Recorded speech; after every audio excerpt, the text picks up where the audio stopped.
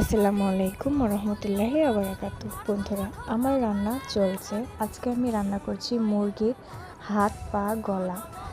এগুলো আমি খেতে খুবই পছন্দ করি। বন্ধুরা, আপনারা কী কী খেতে পছন্দ করেন অবশ্যই আমাকে জানাবেন। বন্ধুরা, একটি বাস্তব জিনিস আপনারা খেয়াল করুন। দেখুন, একটি ছেলের শ্বশুর বাড়িতে জামাই হিসেবে তার কতই না আপ্যায়ন হয়। সে গেলে কি খাবে না খাবে তার শাশুড়ি শ্বশুর কতই না আয়োজন করে।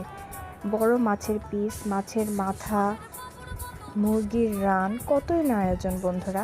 কিন্তু একটি মেয়ের শ্বশুরবাড়িতে ছেলের বউকে ঠিক ততটাই অবহেলা করা হয়। সবাই খাওয়ার পর যা বাঁচে তাই ছেলের বউকে খেতে হয়। এটাই কিন্তু বাস্তবতা, তাই না বন্ধুরা? তার জন্য কিন্তু বড় মাছের পিস, মুরগির রান, মাছের মাথা থাকে না, তাই না বন্ধুরা?